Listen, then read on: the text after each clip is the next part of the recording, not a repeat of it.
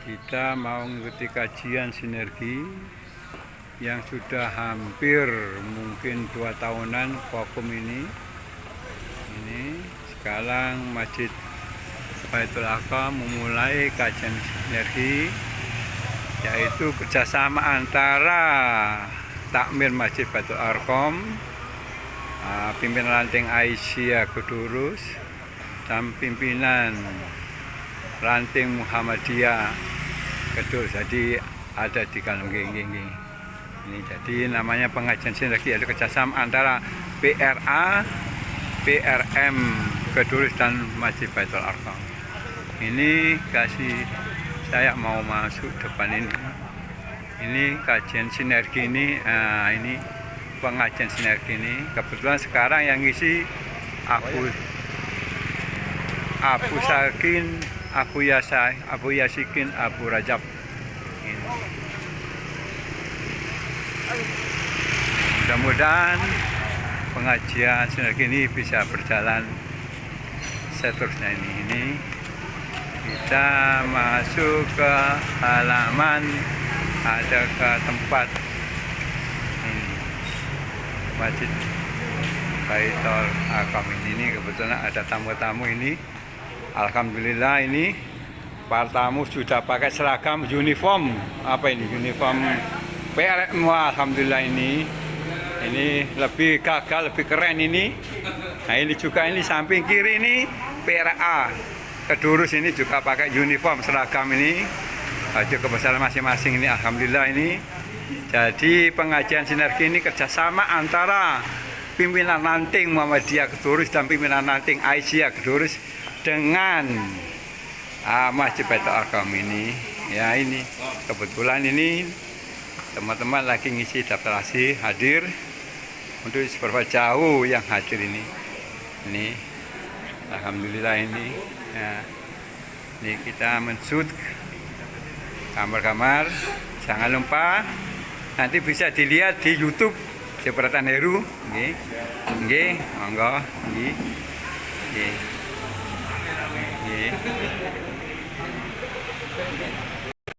Rasul Nabi Muhammad sallallahu alaihi wasallam, laqad kana lakum fi Rasulillahi uswatun hasanah.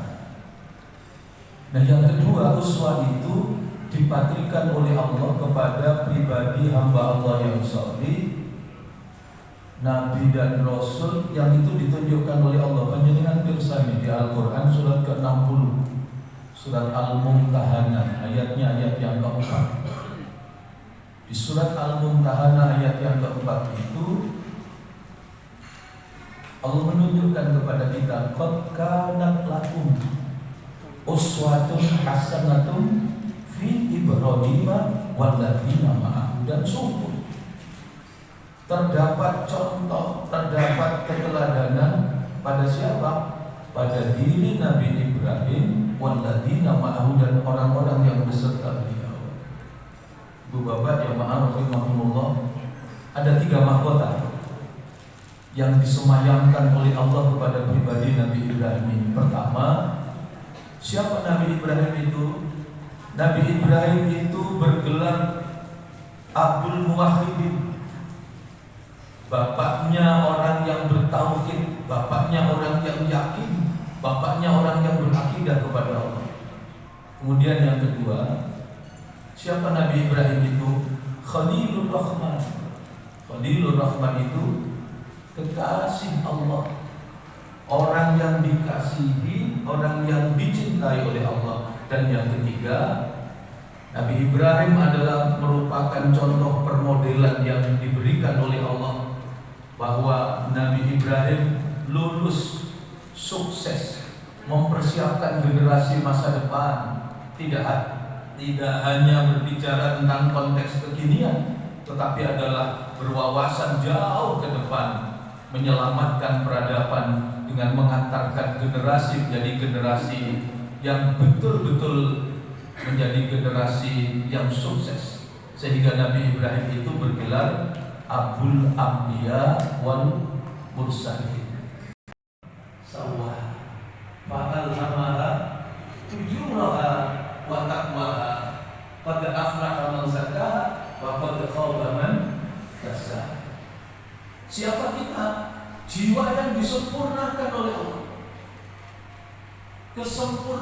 dalam arti keseluruhan. Pertama, Allah sudah tunjukkan desain manusia itu diciptakan oleh Allah, diciptakan sebaik-baik penciptaan. Kalau kita baca di surat At-Tin, apa itu Pak? Laqad khalaqnal insana fi ahsani taqwim. Dan itu menarik. 3 ayat awal itu diawali dengan waw qasam, sumpah. Ayat pertama ada 2 sumpah yang ditunjukkan oleh Allah. Wat-tini waz-zaitun. Kenapa Allah bersumpah dengan buah tin? Buah tin itu buah yang banyak tumbuh di Damaskus, buah yang banyak tumbuh di Syria. Maka Allah ajarkan kepada kita, pelajari Damaskus, belajar dari Syria. Ada apa dengan Syria? Dulu ajaran tauhid, ajaran Islam menyembah kepada Allah diturunkan di sana. Diutus seorang nabi yang sangat sabar, namanya Nabi Nuh.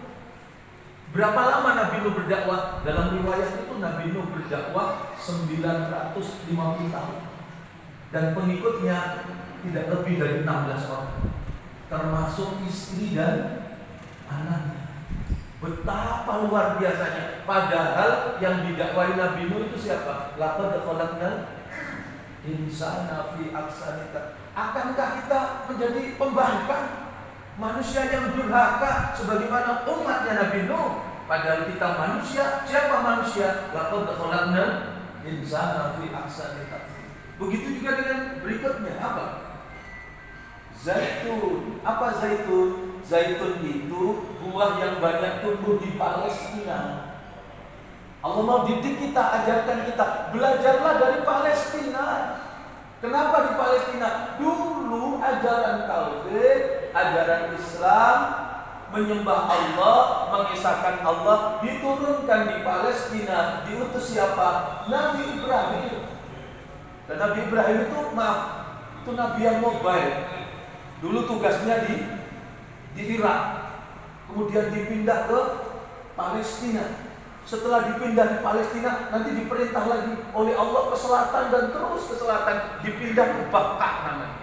Bakkah itu artinya air darat. Tidak ada tanda-tanda kehidupan kecuali berterbangan burung-burung pemakan bangkai. Nabi Ibrahim berada di tempat ini. Allah mau mengajarkan apakah dakwah Nabi Ibrahim lebih mudah dibanding dakwanya Nabi Nuh.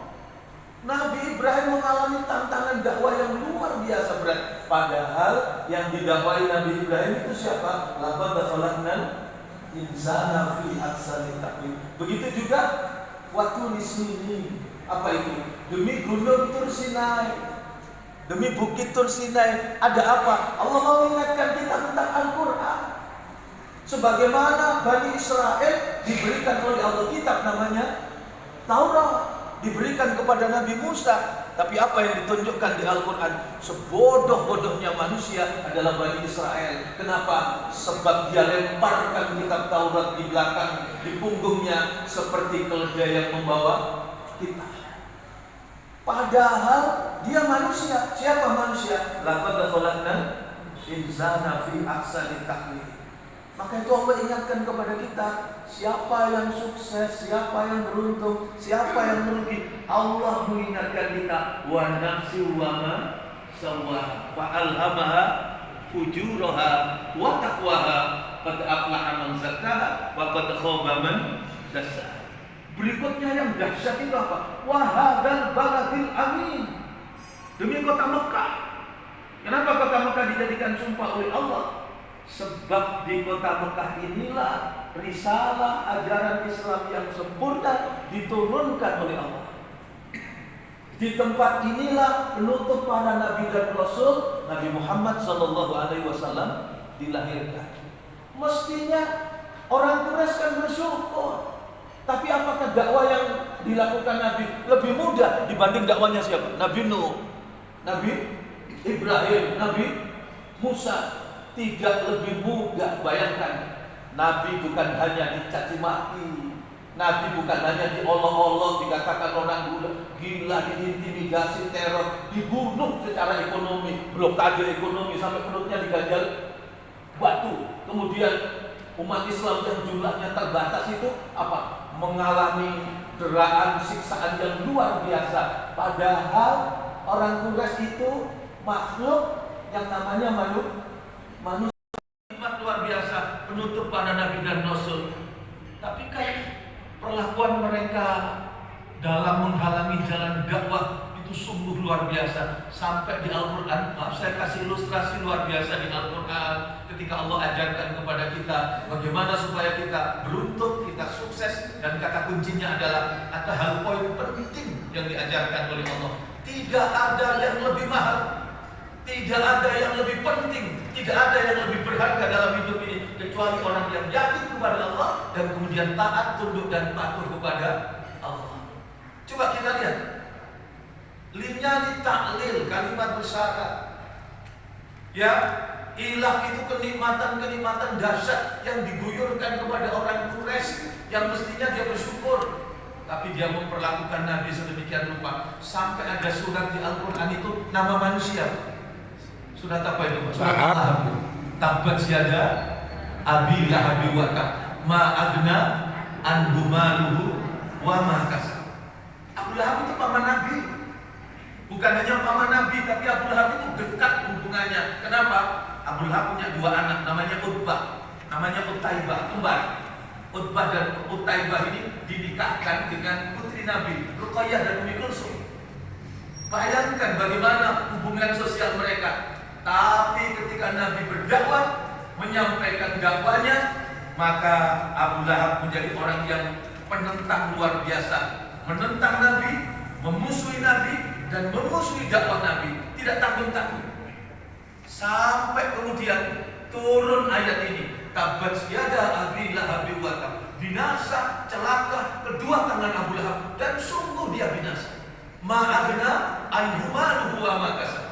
Tidak bermanfaat apa? Maluhu, harta hasil bisnisnya, harta hasil jeripayahnya, wa ma kasab, dan anaknya. Dan itu terbukti.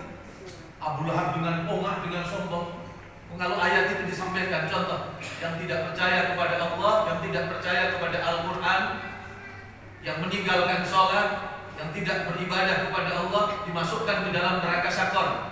Kemudian dijelaskan di Al-Quran salah satu poin penting apa neraka Syaqar, alaiha tis'ata asyarah, di dalamnya ada 19. Jumhur mufassir dulu menyatakan 19 yang dimaksud adalah 19 malaikat yang menjaga neraka Syaqar. Itu dibantah sama dia, kalau yang jaga cuma 19 tak tuku kabeh.